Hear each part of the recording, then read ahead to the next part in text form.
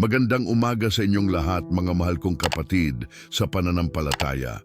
Ako ay lubos na nagpapasalamat sa Panginoong Hesukristo na muli nating pinagkalooban ng pagkakataong magbukas ng ating mga mata sa isang bagong umaga, sa isang bagong pagkakataon na maglingkod sa Kanya at maranasan ang Kanyang walang hanggang pag-ibig at habag.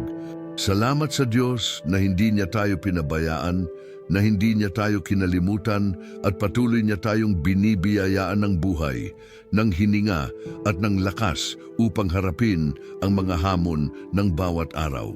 Ang umaga na ito ay espesyal dahil sama-sama tayong luluhod sa harapan ng ating Panginoon upang hilingin ang Kanyang basbas, gabay at proteksyon sa buong araw na ito at sa mga araw na darating pa.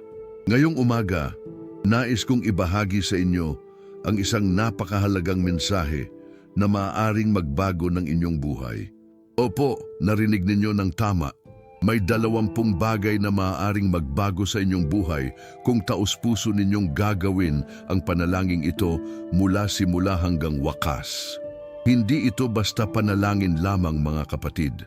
Ito ay isang dedikadong oras ng pakikipag-ugnayan sa ating Diyos na may kapangyarihang magbago ng mga imposibleng sitwasyon, magbukas ng mga pintuan na matagal nang nakapikit at magdulot ng mga himala na lampas sa ating inaasahan. Kaya naman hinihikayat ko kayong manatili hanggang sa dulo ng panalangin ito dahil bawat salita, bawat petisyon at bawat papuri ay puno ng espiritual na kapangyarihan na magdadala ng pagbabago sa inyong buhay. Ang ating bersikulo para sa araw na ito ay mula sa aklat ng Jeremias, Kabanata 13, talatang 13, kung saan sinabi ng Panginoon, "Kayo'y magsisitawag sa akin at magsisiyaon at magsisisamba sa akin at inyong didinggin ako. At ako'y inyong masusumpungan pagka ako'y inyong hahanapin ng inyong buong puso." Napakaganda ng pangakong ito mula sa ating Diyos. Sinasabi niya sa atin na kapag tayo ay tumawag sa Kanya, hindi lamang basta tatawag, kundi talagang hahanapin siya ng buong puso. Siya ay didinggin tayo at siya ay masusumpuan natin. Ito ay isang tiyak na pangako, hindi pagkakataon o swerte, kundi isang tiyak na katuparan na kapag tayo ay lumapit sa Kanya ng may tunay na pagnanais at lubos na pagsunod, siya ay tutugon. Kaya naman sa araw na ito, nais kong anyayahan kayong lahat na makilahok sa panalangin ito ng buong tapang ng loob at katapatan ng puso. Kung naroroon kayo ngayon at nakakaranas ng mga pagsubok, mga problema sa pamilya, kahirapan sa pinansya, mga sakit sa katawan, kalungkutan sa puso o anumang uri ng pakikibaka, ang panalangin ito ay para sa inyo. Kung kayo naman ay nasa mabuting kalagayan, ngunit nais ninyong mas lalo pang lumapit sa Panginoon at magpasalamat sa Kanyang mga biyaya, ang panalangin ito ay para rin sa inyo. Walang masyadong maliit o masyadong malaking problema para sa ating Diyos. Lahat ng ating mga alalahanin ay mahalaga sa Kanya at Siya ay handang makinig sa bawat isa sa atin ngayong umaga na ito. Kaya naman bago tayo magsimula ng ating malalim na panalangin, nais kong hikayatin kayong buksan ang inyong puso ng lubusan. Mag-click ng like sa video na ito upang ipakita na kayo ay sumasang-ayon sa kapangyarihan ng panalangin at samahan ninyo ako sa kabuuan ng mensaheng ito. Ibahagi rin ang video na ito sa inyong mga kaibigan at pamilya na nangangailangan ng espiritual na lakas at pag-asa. At huwag kalimutang mag-subscribe at i-on ang notification bell upang hindi kayo makaligtaan ng mga susunod pang makapangyarihang panalangin at mensahe mula sa salita ng Diyos. Ngayon maghanda na tayo ng ating mga puso at isipan habang tayo ay papasok sa presensya ng kataas-taasang Diyos sa pamamagitan ng panalangin. Magsimula na tayo. Ama naming mahal sa kalangitan, Ikaw na lumikha ng langit at lupa, Ikaw na siyang pinagmumulan ng lahat ng buhay at biyaya. Lumapit kami sa iyo ngayong umaga na ito na may pagpapakumbaba at paggalang. Kami ay hindi karapat-dapat na tumayo sa iyong presensya dahil sa aming mga kasalanan at kahinaan, ngunit dahil sa iyong walang hanggang awa at habag, binuksan mo ang daan para sa amin upang makapunta sa iyong trono ng biyaya sa pamamagitan ng sakripisyo ng iyong bugtong na anak na si Jesucristo. Kaya naman ngayon, sa pangalan ni Jesus, kami ay dumarating sa iyo, hindi dahil sa aming sariling kabutihan, kundi dahil sa dugo ni Kristo na naghugas ng aming mga kasalanan at ginawa kaming matuwid sa iyong paningin. Nagpapasalamat kami sa iyo, Panginoon, para sa umaga na ito. Maraming tao ang natulog kagabi, ngunit hindi na nagising pa. Maraming tao ang umaasa na makikita pa nila ang araw na ito, ngunit ikaw ay tumawag na sa kanila. Ngunit kami, sa iyong walang hanggang kabutihan, ay pinagkalooban mo pa ng pagkakataong makita ang sikat ng araw, marinig ang mga tunog ng umaga, maramdaman ang presko ng hangin at magsimula ng isang bagong araw. Hindi ito dahil kami ay mas mabuti kaysa iba, kundi purong biyaya mo lamang ito, Panginoon.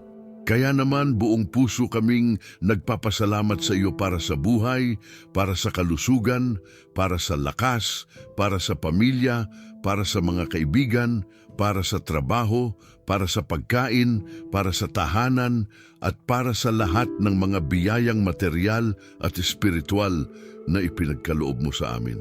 Kahit sa gitna ng mga pagsubok, alam naming ikaw ay mabuti at ang iyong plano para sa amin ay para sa aming kabutihan at hindi para sa kapahamakan. Panginoon, kinakilala namin ang iyong presensya sa lugar na ito, sa sandaling ito. Alam naming nasaan ka man ay naroon din kami, at nasaan man kami ay naroon ka rin. Wala kaming matatakasan sa iyong presensya at hindi rin namin nais na takasan ka. Sa halip, nais naming manatili sa iyong saklaw, sa ilalim ng iyong mga pakpak, kung saan kami ay ligtas at protektado mula sa lahat ng kasamaan. Darating ka sana ngayong umaga na ito, Espiritu Santo, at punan ng lugar na ito, ang aming mga puso, ang aming mga isipan, at ang aming mga espiritu. Gawin mo kaming mga sisidlan ng iyong kapangyarihan at presensya. Magsalita ka sa amin sa pamamagitan ng iyong salita at ng iyong tahimik na tinig. Gabayan mo ang aming mga panalangin upang ayon ito sa iyong kalooban at hindi lamang sa aming sariling mga pagnanais. Ngayong umaga, Panginoon, nais naming pag-usapan ang napakahalagang tema ng pagbabago. Alam naming ikaw ay Diyos na nagbabago ng mga buhay, na nagtutuwid ng mga baluktot na landas, na nagpapanumbalik ng mga sirang relasyon at nagbibigay ng bagong simula sa mga taong naligaw na sa kanilang daan. Sinabi mo sa iyong salita na kung ang sinuman ay kay Kristo, siya ay bagong nilalang. Ang mga dating bagay ay lumipas na. Narito, ang lahat ng bagay ay naging bago. Nananalig kami sa pangakong ito ngayong araw na ito, Panginoon. Naniwala kami na may mga bagay na magbabago sa aming buhay dahil sa panalangin ito, hindi dahil sa kapangyarihan ng aming mga salita, kundi dahil sa kapangyarihan ng iyong Espiritu Santo at ang pangako ng iyong salita na buhay at epektibo. Sinabi mo rin sa iyong salita sa Jeremias, Kabanata 20, talatang 13, na ikaw ay may mga planong kaunlaran para sa amin at hindi sakuna upang bigyan kami ng kinabukasan at pag-asa. Panginoon, hawak mo ang aming kinabukasan. Alam mo ang mga araw na darating, ang mga pagsubok na aming haharapin at ang mga tagumpay na aming mararanasan. Walang kahit ano sa aming buhay na hindi mo alam o hindi mo kontrolado. Kaya naman ngayong umaga na ito, iniaatas namin sa iyo ang aming mga buhay, ang aming mga pangarap, ang aming mga takot at ang aming mga pag-asa. Gawin mo sa amin ayon sa iyong kalooban at tulungan mo kaming tanggapin ang iyong plano kahit na minsan ay hindi namin ito nauunawaan. Kilala namin, Panginoon, ang aming sariling kahinaan at kakulangan. Alam namin kami ay hindi perpekto, na madalas kaming nagkakasala, na maraming beses kaming nabibigo sa aming mga pangako sa iyo, at nakadalasan ay mas pinipili namin ang aming sariling daan kaysa sa iyong daan. Ngunit alam din namin na ikaw ay isang mapagpatawad na Diyos na puno ng awa at mabagal sa pagkakagalit. Hindi mo kami tinatakwil kahit kailan dahil sa aming mga pagkakamali. Sa halip, hinahawakan mo kami ng mas mahigpit. Ginagabayan mo kami pabalik sa tamang landas at patuloy mong binibigyan ng mga pagkakataon na magsimula muli. Salamat sa iyong walang kondisyong pag-ibig, Panginoon. Salamat na hindi mo kami sinusukat base sa aming mga gawa, kundi base sa biyaya mo. Ngayon, Panginoon, may mga espesipikong bagay kaming ihinihiling sa iyo para sa araw na ito at para sa mga araw na darating. Una, hinihiling namin ang pagbabago ng aming puso. Alam naming ang pinakamahalagang pagbabago ay hindi ang mga panlabas na kalagayan, kundi ang kalooban ng aming mga puso. Sinabi mo sa Ezekiel Kabanata 36, talatang 26, na aalisin mo ang aming pusong bato at bibigyan mo kami ng pusong laman. Panginoon, gawin mo ito sa amin ngayong araw na ito. Alisin ang lahat ng tigas ng puso, lahat ng pagkamuhi, lahat ng di pagpapatawad, lahat ng pagmamataas, at lahat ng negatibong emosyon na humahadlang sa amin upang makapag-serve sa iyo ng lubos. Palitan mo ang aming mga puso ng mga pusong malambot, mapagmahal, mapagpatawad, at handang sumunod sa iyong kalooban kahit ano pa ang presyo. Pangalawa, Panginoon, hinihiling namin ang pagbabago ng aming isipan. Sinabi ni Apostol Pablo sa Roma Kabanata 12, talatang 2, na huwag kaming magpahugis ayon sa sanahing ito, kundi magbago sa pamamagitan ng pagbabago ng aming pag-iisip. Panginoon, baguhin mo ang paraan ng aming pag-iisip. Alisin ang lahat ng negatibong pag-iisip, lahat ng alinlangan, lahat ng takot, lahat ng pag-aalinlangan at lahat ng mindset na hindi nakatuon sa iyo. Bigyan mo kami ng isipan ni Kristo upang makapag-isip kami tulad ng pag-iisip niya, makita namin ang mga bagay tulad ng pagkakita niya at kumilos kami base sa iyong karunungan at hindi sa aming limitadong pangunawa. Pangatlo, hinihiling namin ang pagbabago ng aming mga relasyon. Maraming relasyon sa aming buhay ang sira, wasak o hindi maganda. May mga taong hindi na namin kinakausap dahil sa mga di pagkakaunawaan. May mga pamilyang pinaghihiwalay ng mga alitan. May mga mag-asawang hindi na nag-uusap ng masinsinan. May mga magulang at anak na malayo ang loob sa isa't isa.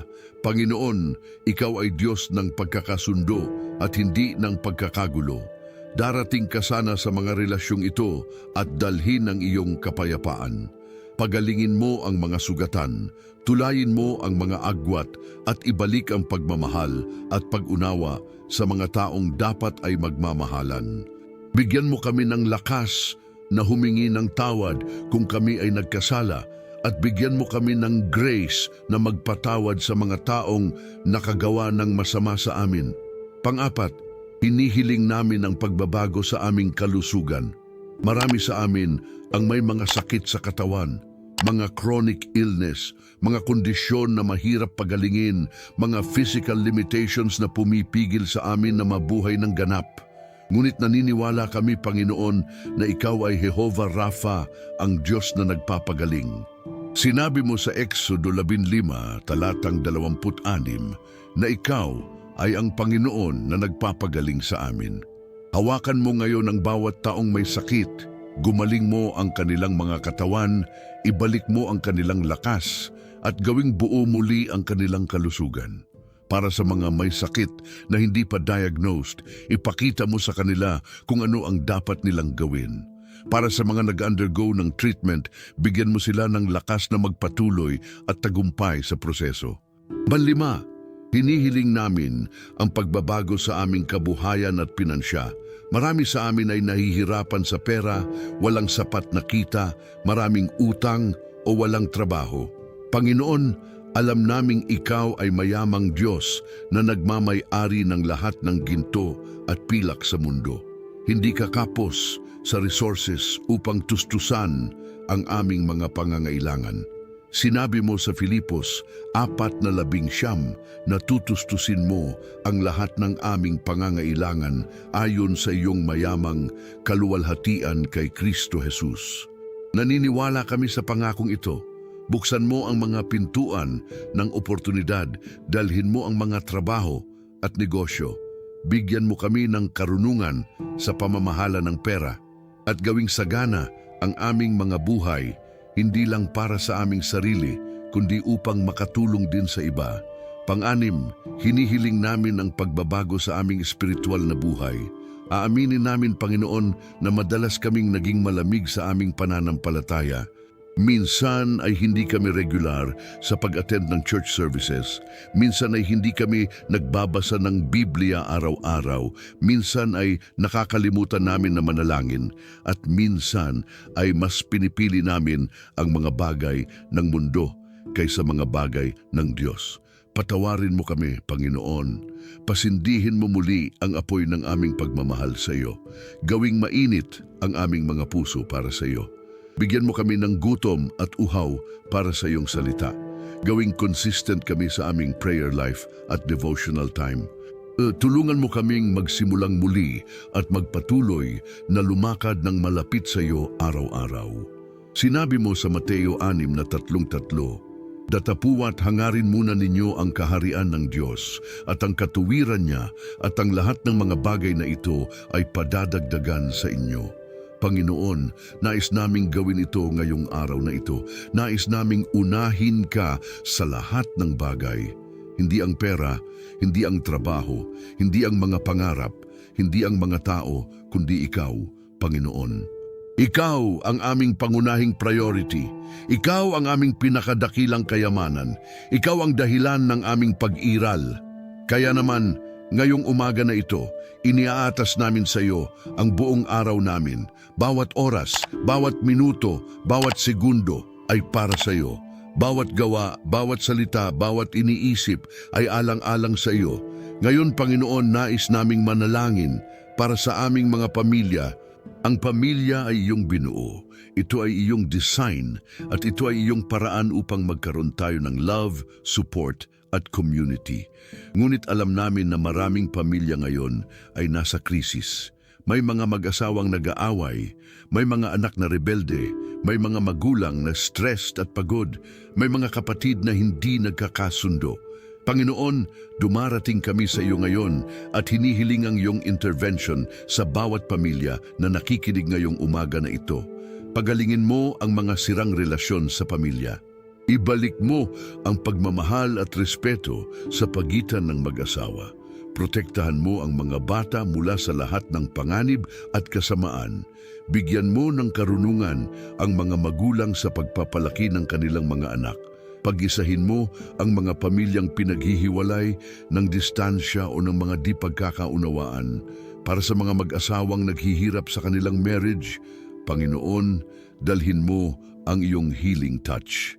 Paalalahanin mo sila ng dahilan kung bakit sila nagmahalan noong una. Ibalik mo ang spark ng kanilang relasyon. Tulungan mo silang magpatawad sa isa't isa at magsimulang muli. Para sa mga single na naghihintay ng kanilang life partner, bigyan mo sila ng patience at faith na sa tamang panahon ay ipadala mo ang taong nakalaan para sa kanila. Para sa mga broken families, mga separated, mga widow o widower, maging kanilang lakas at comfort. Ipakita mo sa kanila na kahit wala na ang kanilang loved ones, nandyan ka pa rin at hindi mo sila iiwan. Para sa mga anak na lumalaki, Panginoon, protektahan mo sila mula sa mga bad influence ng mundo. Gabayan mo ang kanilang mga hakbang at bigyan mo sila ng takot sa iyo. Tulungan mo silang gumawa ng tamang desisyon at pumili ng tamang landas sa buhay. Para sa mga kabataang nahihirapan sa peer pressure, drugs, alcohol, sexual immorality at iba pang temptations, bigyan mo sila ng strength na tumanggi sa masama at pumili ng mabuti. Ilagay mo sa kanilang mga puso ang pagnanais na maglingkod sa iyo at sundin ang iyong mga kautusan. Para sa mga matatanda sa aming mga pamilya, ang aming mga lolo at lola, mga senior citizens, Panginoon. Bigyan mo sila ng mahabang buhay at kalusugan. Bigyan mo sila ng peace of mind at contentment sa kanilang mga huling taon sa lupa. Gawing komportable ang kanilang mga araw at alisin ang lahat ng sakit at hirap sa kanilang mga katawan. Bigyan mo rin ng patience at love ang mga taong nag-aalaga sa kanila. Panginoon, nais din naming manalangin para sa kalusugan ng bawat tao. Sinabi mo sa 3 John, talatang 2, na nais mong kami ay gumaling at maging mabuti sa lahat ng bagay tulad ng paggaling ng aming kaluluwa. Alam naming ang kalusugan ay isang malaking biyaya at hindi namin dapat itong balewalain. Kaya naman ngayon, hinihiling namin ang iyong healing power para sa bawat taong may sakit. Para sa mga may cancer, diabetes, high blood, heart disease, kidney problems, at iba pang malubhang karamdaman, damhin mo sila ngayon sa iyong healing power. Gumaling mo ang kanilang mga katawan sa cellular level. Palakasin mo ang kanilang immune system at gawing mabilis ang kanilang recovery. Para sa mga taong nasa mental health struggles, mga may depression, anxiety, trauma, PTSD at iba pang psychological conditions, Panginoon, Ikaw ay ang great physician na makakagamot hindi lang ng physical body kundi pati ng mind at emotions. Pagalingin mo ang kanilang wounded souls, alisin ang lahat ng sakit, lungkot, takot at pag-aalinlangan sa kanilang mga isipan. Palitan mo ito ng peace, joy, hope at confidence na nagmumula sa iyo. Panginoon, hinihiling din namin ang kalayaan mula sa lahat ng uri ng pagkakasakdal at kaaway sa espiritual na mundo. Sinabi mo sa Juan 8:36 na kung kayo ay palayain ng anak, tunay ngang kayo ay malaya. Kaya naman ngayon, sa pangalan ni Jesus, aming idinedeklarang lahat ng taong nakikinig ay kalaya mula sa lahat ng pagkakasakdal. Kalaya mula sa bisyo, kalaya mula sa addiction, kalaya mula sa masasamang gawi, kalaya mula sa negative patterns, kalaya mula sa mga sumpa at generational curses. Binabali namin ang lahat ng chains na pumipigil sa kanila na maging malaya at mabuhay ng lubos. Sa kapangyarihan ng dugo ni Kristo, aming idinedeklarang ang kalayaan ay narito na ngayon. Para sa mga taong nag-struggle sa addiction sa drugs, alcohol, gambling, pornography o anumang bagay na nakakagapos sa kanila, Panginoon, bigyan mo sila ng lakas na tumiwalag mula dito. Break the power of addiction over their lives. Bigyan mo sila ng support system na tutulong sa kanila na manatiling malaya. Palakasin mo ang kanilang willpower at bigyan mo sila ng alternative activities at interests na makakatulong sa kanila na mag-move forward. Panginoon, nais din naming manalangin para sa mga espesipikong sitwasyon sa buhay ng bawat tao. Para sa mga nag-a-apply ng trabaho, buksan mo ang tamang pintuan at isara ang mga hindi para sa kanila. Para sa mga may pending cases sa korte, dalhin mo ang justice at fairness. Para sa mga may business, pagpalain mo ang kanilang ventures at gawing profitable at successful. Para sa mga estudyante, bigyan mo sila ng wisdom at understanding sa kanilang pag-aaral. Para sa mga OFW na malayo sa pamilya, protektahan mo sila at bigyan ng lakas na magpatuloy. Para sa mga may legal problems, visa issues o documentation concerns, ayusin mo ang lahat at gawing maayos. Para sa mga taong may problema sa bahay, sa properties, sa business permits o sa anumang legal na bagay, Panginoon, Ikaw ay Diyos ng mga imposibleng sitwasyon. Walang masyadong complicated o mahirap para sa iyo. Ayusin mo ang mga complication, alisin ang mga obstacles, at gawing simple at maayos ang mga proseso. Para sa mga taong naghihintay ng documents, ng approvals, ng permits, bilisan mo ang proseso at gawing favorable ang outcome. Nais din naming manalangin para sa aming bansa at para sa mga namumuno sa atin. Sinabi mo sa 1 Timothy 2:1-3 na dapat tayong manalangin para sa lahat ng tao. para sa mga hari at sa lahat ng nasa kapangyarihan, upang mamuhay tayo ng payapang at tahimik na buhay sa lahat ng pagkadiyosanta at kagandahang asal. Kaya naman ngayon, Panginoon, aming ipinanalangin ang aming presidente, mga senador, congressman, governors, mayors at lahat ng opisyalis sa gobyerno.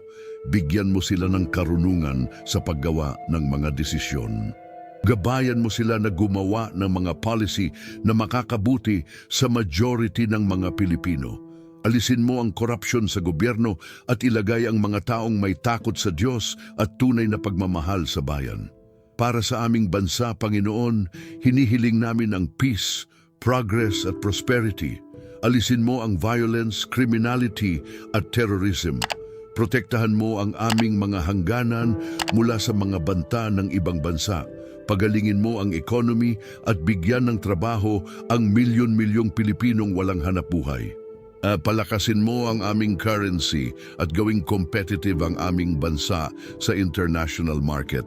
Bigyan mo ng magandang edukasyon ang aming mga kabataan at healthcare ang lahat ng mamamayan. Panginoon, nais din naming manalangin para sa church, ang iyong body of Christ. Pagpalain mo ang bawat church, denomination at ministries na tunay na nagpapalaganap ng iyong gospel. Bigyan mo ng lakas at anointing ang mga pastors, preachers, missionaries at lahat ng church workers. Protektahan mo sila mula sa burnout, discouragement at spiritual attacks. Pag-isahin mo ang church na pinaghihiwalay ng mga trivial differences at gawing strong ang aming collective witness sa mundo. Para sa mga taong hindi pa nakakakilala sa iyo, Panginoon, para sa mga lost at hindi pa saved, hinihiling namin na buksan mo ang kanilang mga puso at isipan sa Ebanghelyo. Ipadala mo ang tamang tao na magsasalita sa kanila tungkol sa iyo. Gumawa ng divine appointments at encounters na magdadala sa kanila sa knowledge of salvation. Para sa mga backsliders na nag-leave na sa church at sa faith, Panginoon, hilahin mo silang muli pabalik sa iyo. Paalalahanin mo sila ng iyong pag-ibig at ng kasiyahang naranasan nila noong una nilang nakilala ka. Para sa aming community dito sa channel na ito, Panginoon, pagpalain mo ang bawat tao na nag-subscribe at regular na nanonood. Bigyan mo sila ng spiritual growth at deeper relationship sa iyo. Gawing channel of blessing ang bawat tao, hindi lang sa sarili, kundi pati sa kanilang families at communities. Protektahan mo sila mula sa lahat ng kasamaan at pagsubok. Pagpalain mo ang kanilang work, business, health, relationships, at lahat ng aspeto ng kanilang buhay. Tulungan mo silang maging faithful witnesses para sa iyo at gawing instrumento ng iyong pagmamahal at kapangyarihan. Ngayon, Panginoon, gusto naming pag-usapan ang praktikal na aspeto ng buhay, particularly ang provision at trabaho. Alam naming maraming tao ang nag-aalala tungkol sa kanilang financial situation. May mga taong walang trabaho, may mga taong kulang ang kita, may mga taong sobrang utang, at may mga taong hindi alam kung paano kakasya ang budget sa mga pangangailangan ng pamilya. Ngunit Panginoon, naalala namin ang iyong salita sa Mateo 6:26, kung saan sinabi mo na tingnan namin ang mga ibon sa himpapawid na hindi nangagsasabog, ni nagsisigasiw o nagsisipag-ipon sa mga kamalig at inaaruga mo sila. Hindi ba kami ay higit na mahalaga kaysa mga ibon? Oo, Panginoon, naniniwala kami na mas mahalaga kami sa iyo at hindi mo kami pababayaan. Kaya naman, hinihiling namin ngayon, Panginoon, ang iyong provision para sa bawat pangangailangan. Dalhin mo ang pagkain sa mesa, ang damit sa katawan, ang bubong sa ulo. Para sa mga taong walang trabaho, Panginoon, ibigay mo sa kanila ang perfect job na swak sa kanilang skills, experience at interests. Bigyan mo sila ng favor sa mga employers at hiring managers. Para sa mga may interview, bigyan mo sila ng confidence at wisdom sa pagsagot. Para sa mga nag-aantay ng job offer, bilisan mo ang proseso at gawing positive ang result. Para sa mga taong may trabaho pero hindi kontento o hindi masaya, Panginoon, bigyan mo sila ng clarity kung ano ang dapat nilang gawin. Kung kailangan nilang lumipat, buksan mo ang mas better opportunities. Kung kailangan nilang manatili at mag-improve, bigyan mo sila ng patience at grace na gawin ito. Para sa mga taong gusto mag-start ng business, bigyan mo sila ng capital, ng business ideas, ng right partners, at ng courage na magsimula. Pagpalain mo ang kanilang ventures at gawing successful. Ang para sa aming financial management, Panginoon, bigyan mo kami ng wisdom. Turuan mo kami kung paano mag-budget, mag-save, mag-invest, at mag-give. Tulungan mo kaming maging good stewards ng resources na ipinagkatiwala mo sa amin. Alisin ang spirit of poverty at scarcity sa aming buhay at palitan mo ng abundance mentality. Hindi abundance para sa sarili lang, kundi para rin magkaroon ng capability na tumulong sa iba. Para sa mga may utang, Panginoon, bigyan mo sila ng strategy kung paano makakabayad ng maaga. Protektahan mo sila mula sa abusive lenders at illegal interest rates.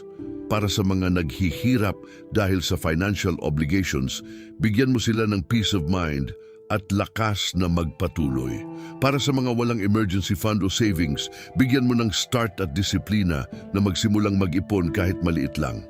Sinabi mo sa Malakias 3:10, dalhin ninyo ang buong ika-10 bahagi sa kabanalinang silid upang magkaroon ng pagkain sa aking bahay at subukin ninyo ako ngayon dito, sabi ng Panginoon ng mga hukbo. Kung hindi ko buksan sa inyo ang mga dungawan ng langit at ibuhos sa inyo ang pagpapala na hindi ninyo pagtitiyagaan. Panginoon, nais naming maging faithful sa pagbibigay ng aming tithes at offerings.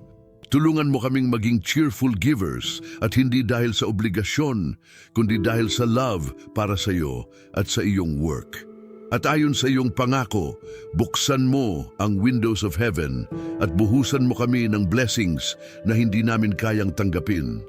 Ngayon, Panginoon, nais naming gumawa ng prophetic declarations base sa iyong salita. Sinabi mo sa Isaiah 55:12, gayon ang salita ko na lumalabas sa aking bibig, hindi babalik sa akin na walang kabuluhan, kundi gagawin ang aking kalooban at magtatagumpay sa bagay na isinugo ko. Kaya naman aming idinideklarang ang mga salita na ito mula sa iyong Biblia ay magkakaroon ng power at effect sa aming buhay ngayon. Idinideklarang namin mula sa Deuteronomio 28 na kami ay pinagpala sa lungsod at pinagpala sa bukid. Pinagpala ang bunga ng aming katawan, ang bunga ng aming lupa, at ang bunga ng aming mga hayop. Pinagpala ang aming basket at aming kneading trough. Pinagpala kami sa pagpasok at pinagpala sa paglabas. Ang aming mga kaaway na bumangon laban sa amin ay tatakas sa 700. Uutusan ng Panginoon ang blessing na kasama namin sa aming kamalig at sa lahat ng aming ginagawa. Papagpalain kami ng Panginoon sa lupain na ibibigay niya sa amin. Idinideklarang namin mula sa Awit 23, ang Panginoon ay aming pastor at walang kami kukulangin. Pinapahiga niya kami sa sariwang pastulan, ininaakay sa tabi ng mga mapayapang tubig. Inisasauli niya ang aming kaluluwa at inalalayan sa landas ng katuwiran. Kahit na kami ay lumakad sa libis ng lilim ng kamatayan, hindi kami matatakot sa kasamaan dahil kasama namin siya. Ang aming baso ay umaapaw. Tunay na ang kabutihan at kagandahang loob ay susunod sa amin lahat ng araw ng aming buhay. Idinideklarang namin mula sa Filipos 4:13, lahat ay aming magagawa sa pamamagitan ni Kristo na nagbibigay ng lakas. Walang imposible sa amin dahil ang Diyos na lumalakad sa amin ay mas makapangyarihan kaysa kahit ano sa mundo. Sinumang laban sa amin ay talo na dahil ang tagumpay ay nasa amin na. Idinedeklarang namin mula sa Roma 8:38 na kami ay higit na nagwagi sa lahat ng bagay dahil sa pag-ibig ni Kristo. Walang kamatayan, o buhay, o mga anghel, o mga pamunuan, o mga kapangyarihan, o mga bagay na kasalukuyan, o mga bagay na darating, o kataasan, o lalim, o anumang nilikha na makakahiwalay sa amin mula sa pag-ibig ng Diyos. Idinedeklarang namin mula sa 2 Corinthians 2:14 na palaging dinadalang kinakaligiran kami ng Diyos kay Kristo at ginagawang hayag sa pamamagitan namin ng amoy ng kaalaman tungkol sa Kanya sa lahat ng lugar. Kami ay spreading ang fragrance ni Kristo saan man kami magpunta. Idinedeklarang namin mula sa Proverbs 3:5-6 na nagtitiwala kami sa Panginoon ng buong puso at hindi umaasa sa sariling pangunawa. Sa lahat ng aming mga daan ay kinikilala namin siya at tinutuloy niya ang aming mga landas. Kami ay hindi matalino sa sariling paningin, kundi natatakot sa Panginoon at lumalayo sa kasamaan. Idinedeklarang namin mula sa Jeremias 29:11 na alam namin ang plano ng Diyos para sa amin, mga planong magpaunlad at hindi magpahirap upang magkaroon kami ng hinaharap at pag-asa. Ang plano para sa amin ay mabuti at puno ng blessing. Idinedeklarang namin mula sa Joel 2:25 na babayaran ng Panginoon ang mga taong nawala sa amin dahil sa mga insekto, ang mga taon na nawasak. Ibabalik niya ang lahat ng ninakaw sa amin ng kaaway at higit pa, idinedeklarang namin mula sa Isaiah 40:31 na ang mga naghihintay sa Panginoon ay mga babagong lakas. Sila'y magsisipagpalipad na may pakpak na parang mga agwila.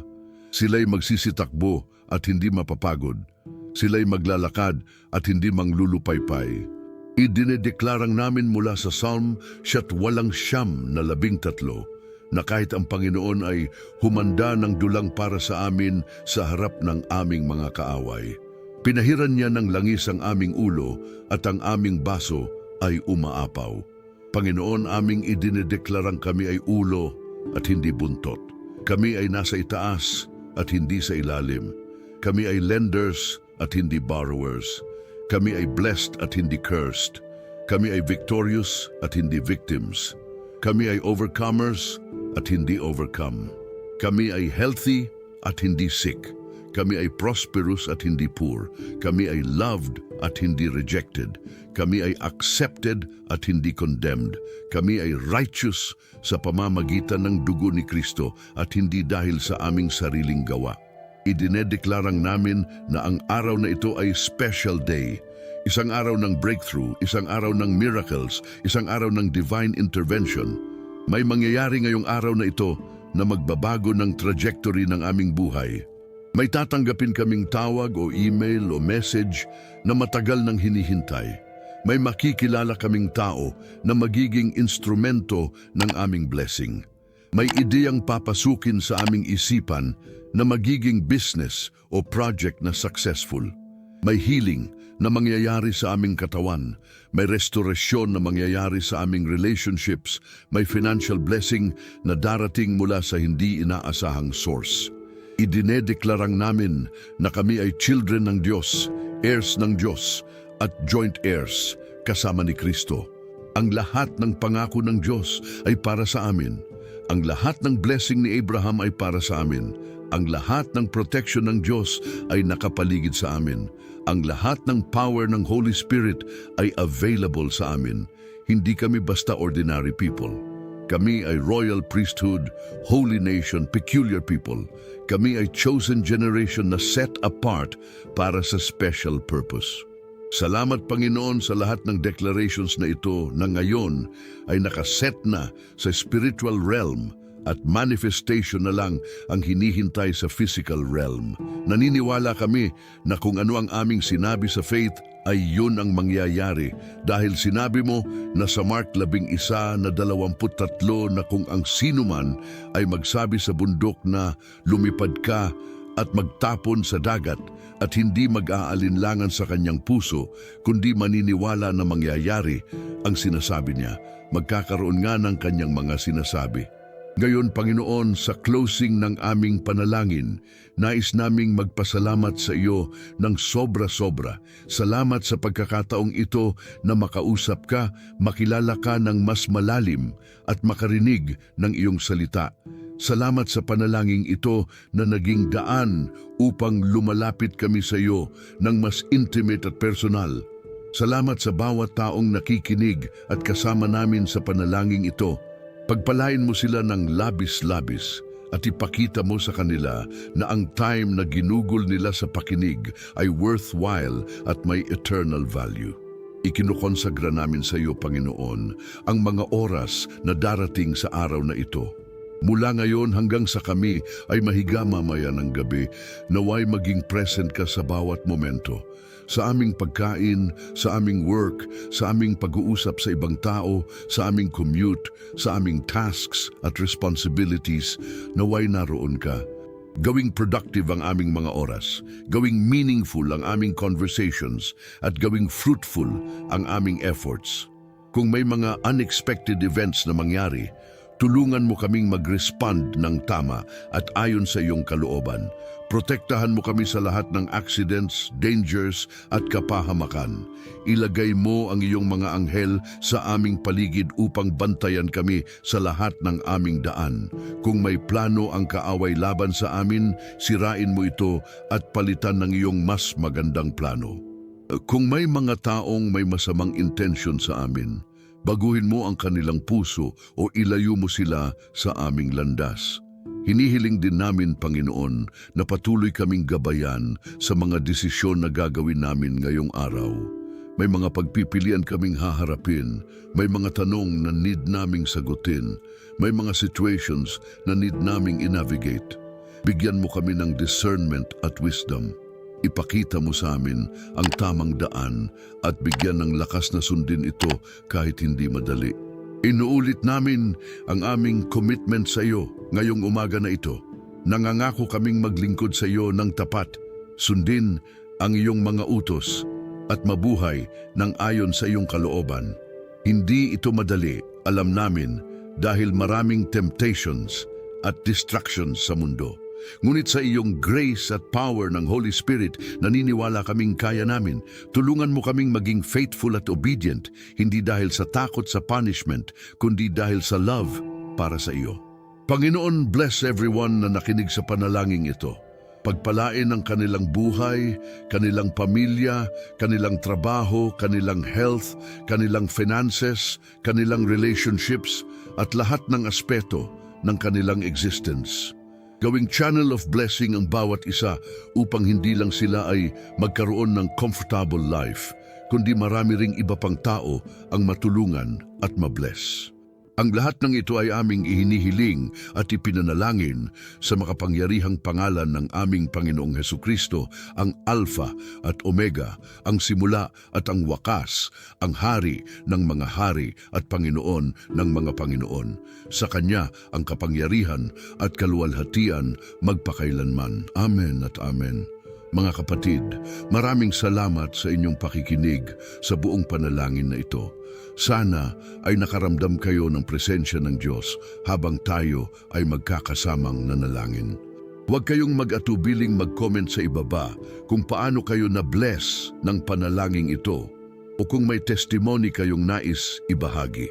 Ang inyong mga testimonies ay nag-encourage sa iba at nagbibigay ng glory sa Panginoon. Kung hindi pa kayo nakasubscribe sa channel na ito, mangyaring mag-subscribe now at i-click ang notification bell para hindi kayo makaligtaan ng aming daily prayers at encouraging messages. Ibahagi rin ang video na ito sa inyong friends at family members na kailangan ng spiritual upliftment. Maaaring ikaw ay ginamit ng Diyos para dalhin ang mensaheng ito sa kanila. Huwag kalimutan na ang panalangin ay hindi one-time event lang. Ito ay dapat continuous conversation natin sa Diyos. Kaya habang kayo ay nagpapatuloy sa inyong araw, magpatuloy din kayong makipag-usap sa Kanya, mag-thank sa Kanya at humingi ng guidance. Siya ay laging available at handang makinig.